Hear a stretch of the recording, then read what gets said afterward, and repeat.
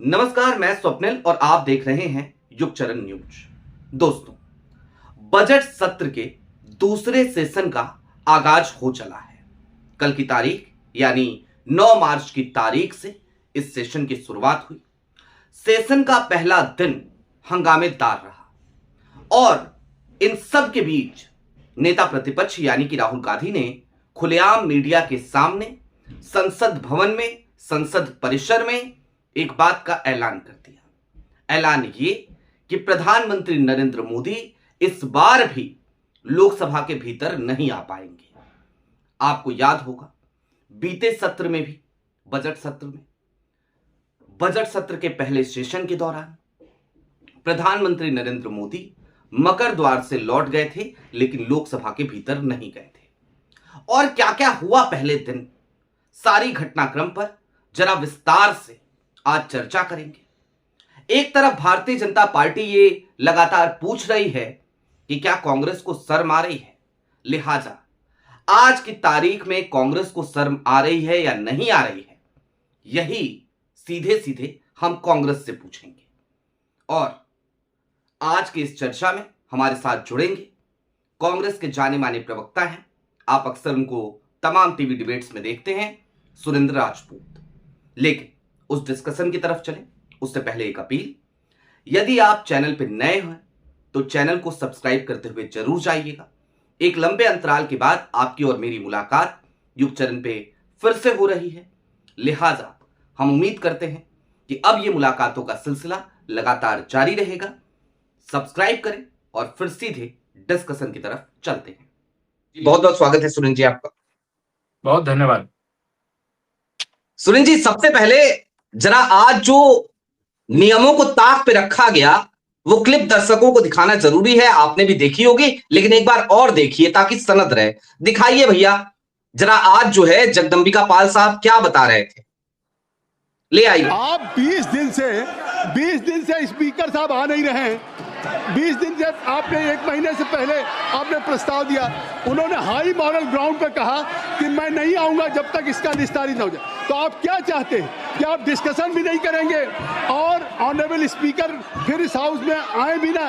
ये आप राजनीतिक एजेंडा बनाना चाहते हैं। वो पार्लियामेंट के इसके कस्टोडियन हैं। नहीं, आप पूरा देश देख रहा है मिस्टर दिगे राठौर, पूरा देश आपको आज कर रहा है। पूरे देश के लोग देख रहे हैं कि be either your opposition are you नहीं, अगर ये इररिस्पॉन्सिबल बिहेवियर है, इमेच्योर बिहेवियर है कि आप विपक्ष में हो करके और आपने ऑनरेबल स्पीकर के खिलाफ नो कॉन्फिडेंस मूव किया, वो नो कॉन्फिडेंस आज अप्रूव हुआ है, उसका जवाब आ चुका है। ऑलरेडी फॉरेन मिनिस्टर है गिवन ए स्टेटमेंट। नहीं, और मैं only I will allow to mister Javed, doctor Javed, मैं आपको अलाउ करूंगा। क्या आप मूव कर रहे हैं? आप बताइए, क्या आप मूव कर रहे हैं? तो आप इनकी अगली क्लिप, इनकी एक और क्लिप पड़ी है, वो जरा लेकर के आइए। जब नियमों को बिल्कुल ताक पे आज रखा है इन्होंने, वो भी लेकर के आइए।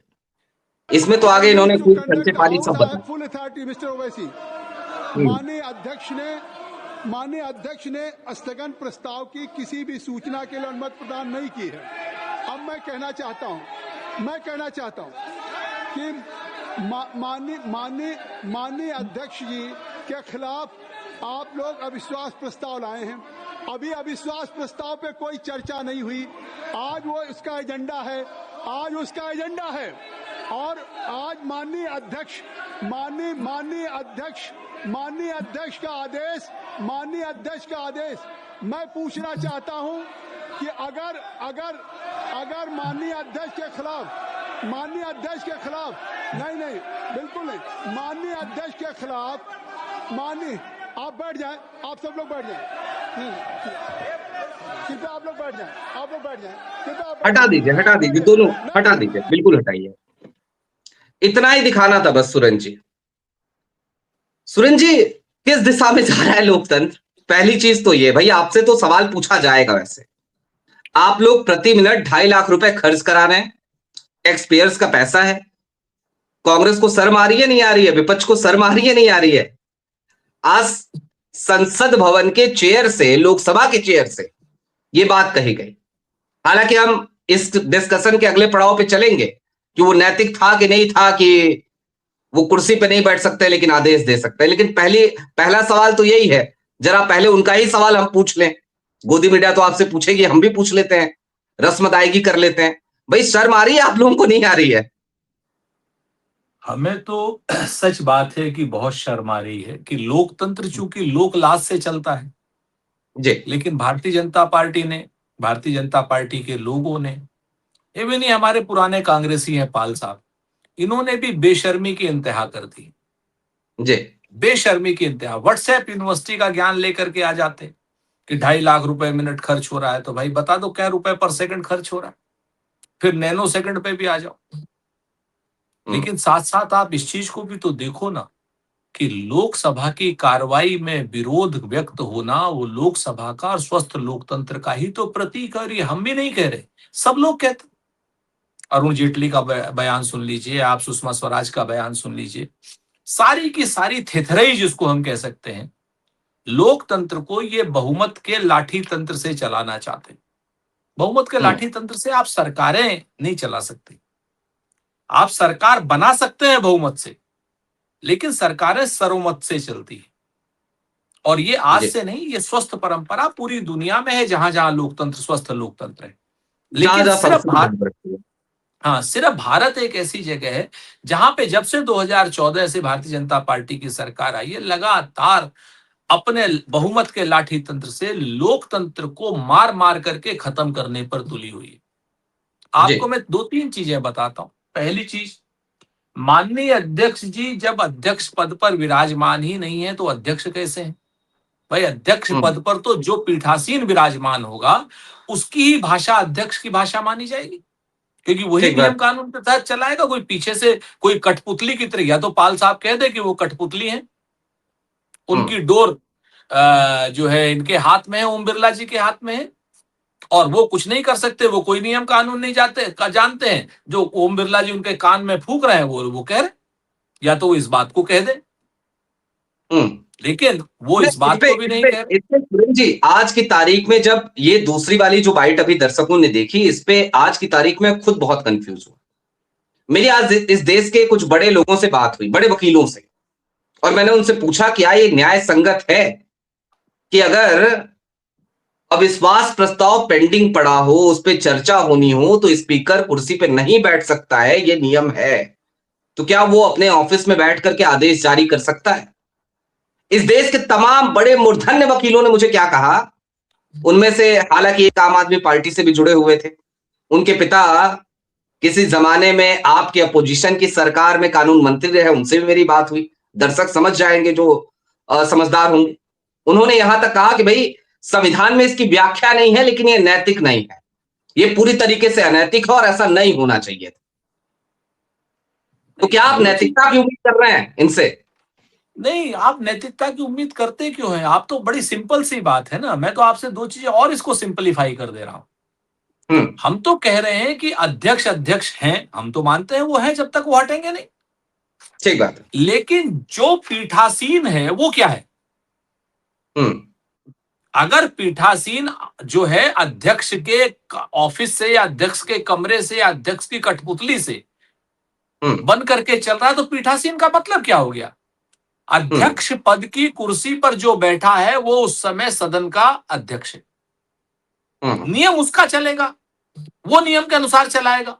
पीछे से अगर लोकसभा अध्यक्ष उसको गाइड कर रहे हैं कहीं कान में, जो टेलीप्रॉम वो आता है, तो कर रहे हैं, तो अनैतिक है जी। वो तो सारी की सारी चीज अनैतिक है, इसमें तो कहीं कोई दो राय नहीं। लेकिन नैतिकता से भारतीय जनता पार्टी का कोई लेना देना नहीं।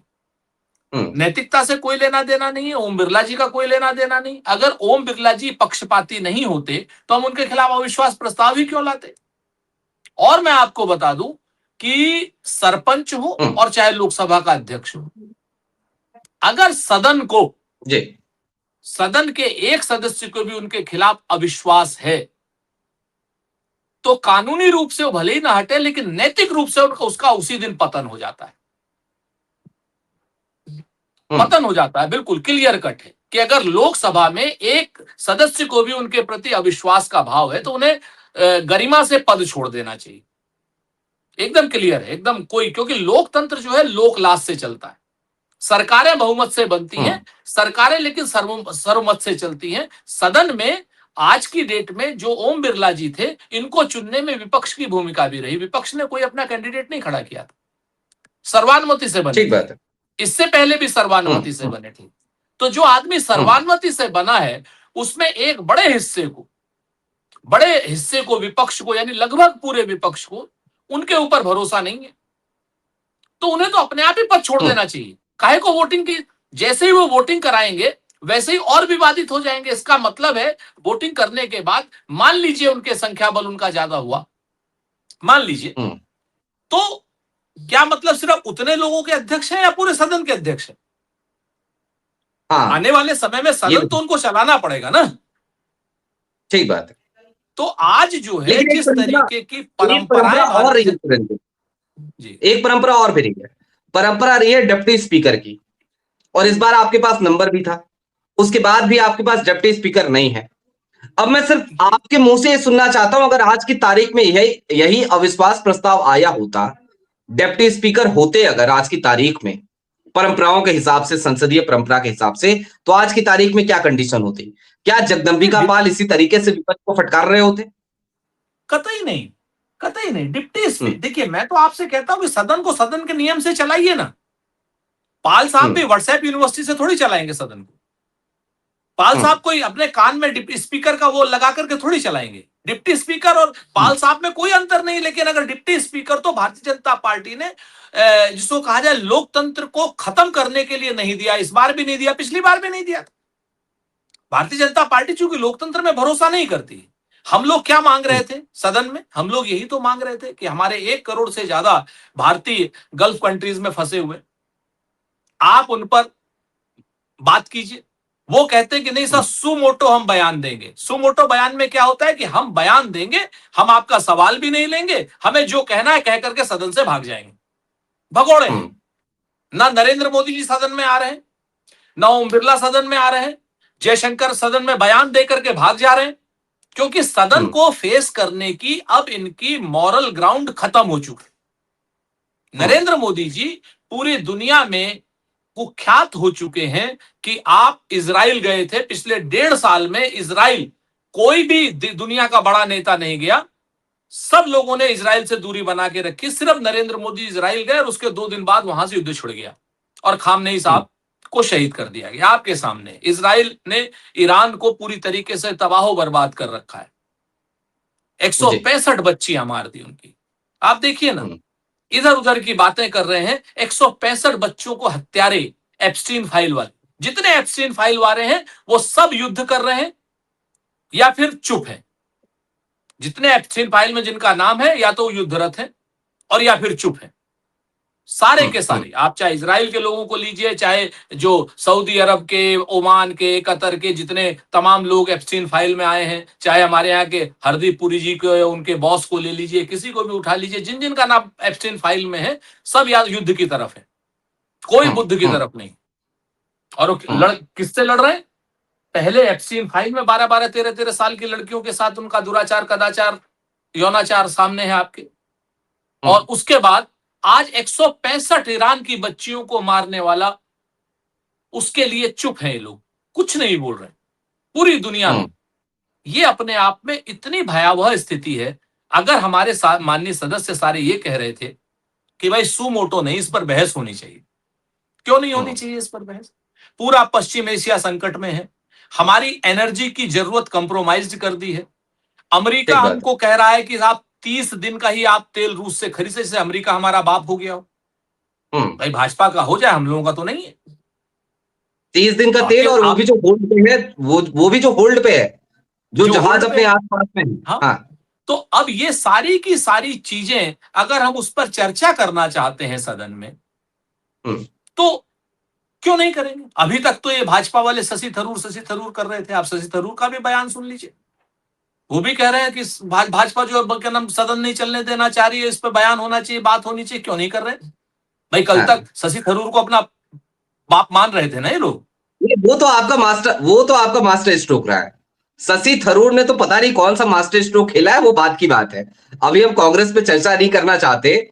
शशि थरूर उस किताब में बकायदा उस किताब को पढ़ते हैं। वो किताब पूर्व आर्मी चीफ नरवणे साहब की, वो ले जाकर राहुल गांधी को देते भी हैं। वो सारी चीजें हैं इस समय पब्लिक डोमेन में, वो अलग बात है, उस तरफ बाद में जाएंगे। लेकिन चलते चलते चूंकि समय का अभाव है आपके पास, इसलिए चलते चलते जरा मैं दो चीजें दिखाना चाहता हूं। एक तो जरा राहुल गांधी की एक बाइट आई है, वो जरा दर्शकों को सुना दिया जाए, उस पर सुरेंद्र जी की प्रतिक्रिया लेंगे। और एक हेडलाइन अपने पास होगी जिसमें राहुल गांधी खुल के एक चैलेंज कर रहे हैं कि मोदी जी संसद भवन में नहीं आएंगे। दोनों चीजें जरा बारी बारी से लेकर के आइए। और जो वेस्ट एशिया में हो रहा है उससे कितने रुपए का नुकसान होगा? मतलब सेंट्रल चीज है, मतलब एक प्रकार से पैराडाइम शिफ्ट करने की लड़ाई चल रही है। उससे हमारी इकोनॉमी को ज़बरदस्त नुकसान होने वाला है। स्टॉक मार्केट का आपने देख लिया, यूएस डील साइन कर दी है मोदी जी ने, तो बहुत ज़बरदस्त चोट लगने वाली है देश को। तो उस पर डिस्कशन करने से क्या प्रॉब्लम है? यही हम मांग रहे हैं। और उसके बाद हम दूसरी इशू पे डिस्कशन करेंगे। बट आपको क्या लगता है, वेस्ट एशिया का जो मामला है, क्या वो ज़रूरी नहीं है क्या? फ्यूल प्राइस, इकोनॉमिक डेविस्टेशन, ये ज़रूरी नहीं है क्या? तो ये जनता की इशू है, इसको हम ज़रूरी मानते हैं, इस पे हम डिस्कशन चाहते हैं। उसके बाद स्पीकर पे जो मोशन है, ठीक है, उसको डिस्कस करेंगे, कोई प्रॉब्लम नहीं है। ठीक बात है। जरा हेडलाइन भी तुरंत लेके आइए जिसमें चैलेंज किया है राहुल गांधी ने। मैं कह रहा हूं पीएम संसद में नहीं आएंगे, राहुल गांधी की खुली चुनौती। सुरेंद्र जी, पहला सवाल, और पहला क्या, एक चलते चलते एक आखिरी सवाल। एक तो राहुल गांधी ने जगदंबिका पाल के बयान का जवाब दे दिया। उन्होंने कहा था भैया इतने पर मिनट खर्च हो रहे हैं, और आपने कहा व्हाट्सएप यूनिवर्सिटी का ज्ञान दे रहे हैं। लेकिन दूसरी तरफ मैं आपसे जानना चाह रहा हूं, राहुल गांधी आपके निर्विवाद रूप से आज की तारीख में कांग्रेस के सबसे बड़े नेता उनको कहा जाता है, वो चेहरे हैं कांग्रेस के आज की तारीख के। मैं समझना चाह रहा हूं वो ज्योतिष विद्या भी सीख रहे हैं क्या? मार्शल आर्ट तो उनको आता है। उन्होंने कैसे भविष्यवाणी कर दी कि प्रधानमंत्री संसद में आएंगे ही नहीं? ये एक बड़ा सवाल है। देखिए, प्रधानमंत्री अगर संसद में आएंगे तो उन्हें भाजपा के भी तो सब मतलब सांसदों को देखना पड़ेगा ना। ऐसा तो है नहीं कि भाजपा के सांसद जैसे मोदी जी ने कंप्रोमाइज्ड हो गए हैं, सारे के सारे सांसद थोड़ी कंप्रोमाइज हो गए। उनमें कहीं ना कहीं कुछ तो 2-4-10 सांसदों में तो जान बची होगी ना। वो तो लोकतंत्र के प्रहरी होंगे, उन्हें अपने क्षेत्र के किसानों को, नौजवानों को, व्यापारियों को, उन्हें भी तो जवाब देना है।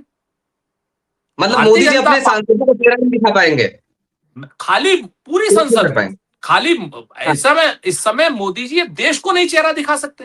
भाई, यूएस ट्रेड डील में जिस तरीके का उन्होंने आत्मसमर्पण किया, जिस तरीके से यूएस और इजराइल के साथ में खुल करके खड़े हैं, ये हमारी पॉलिसी है नहीं। विदेश नीति को हमारे बर्बाद कर दिया, हमारी जो इंटेलिजेंस थी उसको बर्बाद कर दिया नरेंद्र मोदी जी ने। वरना आप बताइए कि हमारा प्रधानमंत्री उस देश में जा रहा है जो दो दिन बाद अमेरिका क्या नाम ईरान के सर्वोच्च नेता को मारने वाला है। ये इंटेलिजेंस की फेलियर नहीं तो क्या है? हम ये नहीं मान सकते बिल्कुल भी कि हमारा प्रधानमंत्री उसमें शामिल होगा। लेकिन हमारे प्रधानमंत्री की इंटेलिजेंस को क्या हुआ? उनको क्यों नहीं पता चला कि इजराइल 2 दिन में वॉर शुरू करने वाला और खामनेई के ऊपर अटैक करेगा? आप इस चीज को देखिए ना, पूरा पैराडाइम शिफ्ट कर रहे हैं, पूरी विदेश नीति को बर्बाद कर दिया है। आज पहली बार है हम लोग 70 सालों में, 75 सालों में, जब हमारी आवाज कोई मायने ही नहीं है, कोई सुनना ही नहीं चाहता, ना ईरान सुनना चाहता। आप देखिए, हमारे यहां पर आया हुआ उनका शिप हिंद महासागर में मार दिया जाता है। श्रीलंका उनको 1 महीने का फ्री वीजा दे रहा है। श्रीलंका ने बचाए वो जो नेवल वेसल्स के लोग हैं, लेकिन हम अभी तक उसके खिलाफ कुछ नहीं कह रहे। ये पोजीशन हमारी हो गई। राजीव गांधी जी के समय में मालदीव में एक रेडियो स्टेशन अमेरिका लगाना चाहता था। राजीव गांधी ने कहा नहीं लगेगा, तुम लोग इस पे करोगे जासूसी। उन्होंने कहा हम लगाएंगे क्या, हम अपनी नेवी भेज रहे हैं। उस दिन के बाद आज तक नहीं लगा। आप देखिए 7th फ्लीट इंदिरा जी ने क्या नाम, इंदिरा जी के समय में अमेरिका ने भेजा था। उन्होंने कहा 7th फ्लीट आए चाहे 70वां फ्लीट आए, बांग्लादेश आजाद होके रहेगा। हम आपको 20 ऐसे उदाहरण दे सकते हैं। पहला प्रधानमंत्री है हमारा नरेंद्र मोदी जी, जो अमेरिका के सामने इतना आत्मसमर्पण किए हुए, इतना कंप्रोमाइज, इतना घुटने टेके हुए कि वो रोज गाली देता है डोनाल्ड ट्रंप इनको, रोज, और टनों के हिसाब से दे रहा है कि मैंने युद्ध रुकवा दिया, I don't want to destroy Narendra Modi's political career. आप बताइए, and I am allowing 30 days की वो रूस से तेल खरीद ले। इतना अपमान कर रहा है और मोदी जी चुप है। और अचानक से कोई एक ट्वीट कर देता है मोदी माय फ्रेंड, तो तुरंत नरेंद्र मोदी जी जवाब देने लगते हैं, उसके दस्तखत करने लगते। तो आप इस चीज को समझिए कि मोदी जी इजराइल और ईरान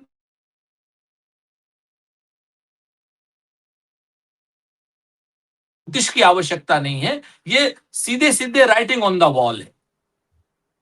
और पूरा देश तबाह हो रहा है, पूरे देश की अर्थव्यवस्था तबाह हो रही है। इस पर अगर चर्चा नहीं होगी तो किस पर चर्चा होगी भाई? ओम बिरला जी के अविश्वास पर तो दुनिया को अविश्वास है ही, ओम बिरला जी पर संख्या बल की बात है, बाकी तो अविश्वास तो है ना। कांग्रेस को भी है, सपा को भी है, टीएमसी को भी, सारे विपक्षी दलों को है।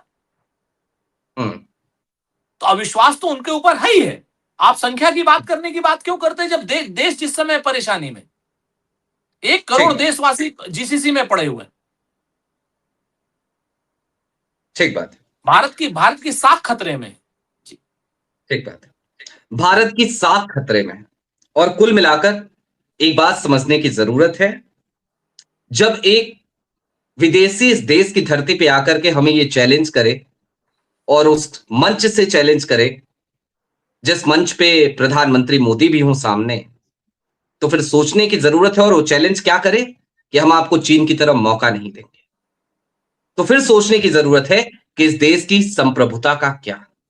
और निश्चित तौर पर सुरेंद्र जी ने जो उदाहरण दिए वो बेहद मायने रखते हैं, चाहे वो राजीव गांधी से जुड़े हुए हो, चाहे वो इंदिरा गांधी से जुड़े हुए हो, चाहे वो देश के पहले प्रधानमंत्री जवाहरलाल नेहरू के उस विजन से जुड़े हुए हों, जहां पर उन्होंने देश की तमाम समस्याओं से लड़ते हुए इस देश में IIT, IIM और भाखड़ा नांगल डैम के सपने सजोए थे।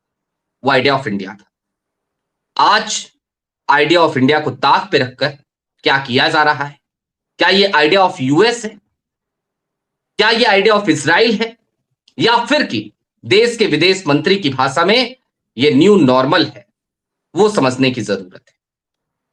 बशर्ते दर्शकों की क्या राय है वो आप हमें कमेंट बॉक्स में जरूर बताइएगा। और बहुत बहुत धन्यवाद सुरेंद्र जी आपका, आपने हमें वक्त दिया। धन्यवाद आपका, बहुत शुक्रिया, बहुत शुक्रिया।